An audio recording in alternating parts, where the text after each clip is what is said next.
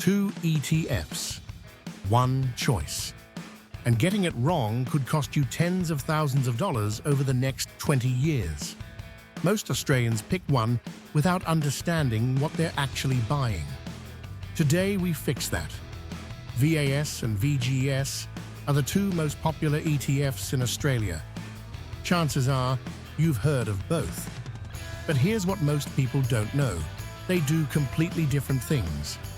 And depending on your situation, one could be significantly better for you than the other. Here's the problem.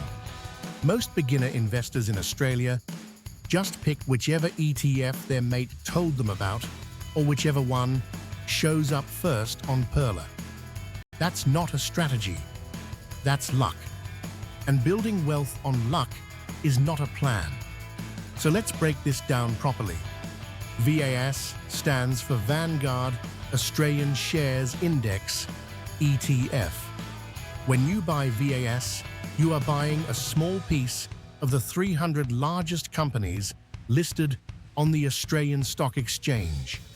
That means you own a slice of Commonwealth Bank, BHP, CSL, Westpac, Macquarie, and hundreds more. All Australian companies. All priced in Australian dollars. No currency risk. And VAS pays strong dividends with franking credits attached, which means you get a tax benefit that international ETFs simply cannot offer. VGS stands for Vanguard MSCI Index International Shares ETF. When you buy VGS, you are buying exposure to over 1,500 companies across 23 developed countries. That means Apple, Microsoft, Amazon, Nvidia, LVMH, Toyota, and hundreds more. The biggest companies on the planet. Your money is instantly diversified across the US, Europe, Japan, Canada, and more.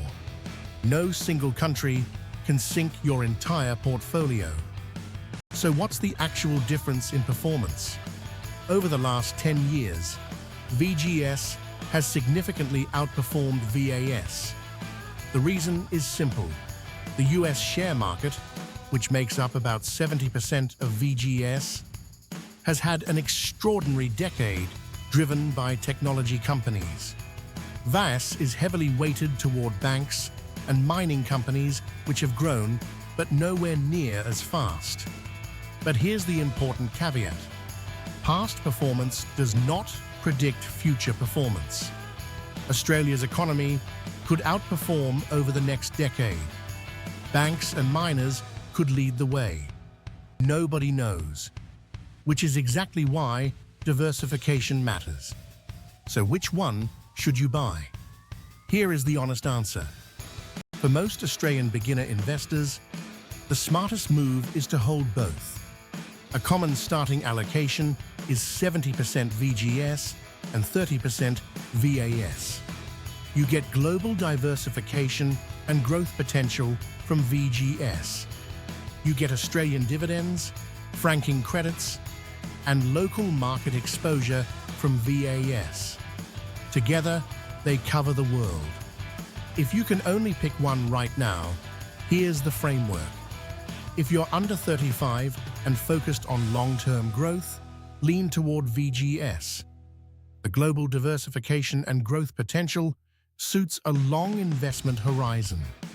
If you're over 40 and want income and tax benefits, lean toward VAS. The franking credits and dividends become increasingly valuable as you approach retirement. One more thing people forget. VAS has a management fee of 0.7% per year. VGS has a management fee of 0.18% per year. Both are extremely cheap. But over 30 years on a large portfolio, even small fee differences compound. Always check fees before you invest. Here is your action plan. Step 1. Open a Perla or Sharesys account if you haven't already. Step 2. Decide on your split. If you're young and growth-focused, start with 70% VGS and 30% VAS. Step 3. Set up an automatic monthly investment so you buy consistently, regardless of what the market is doing. Step 4. Reinvest your dividends automatically. Step 5. Do not check your portfolio every day. Set it, automate it, and let compound interest do the work. VAS and VGS are not complicated. They are two of the best, cheapest, most reliable investment vehicles available to everyday Australians. The only wrong move is not starting.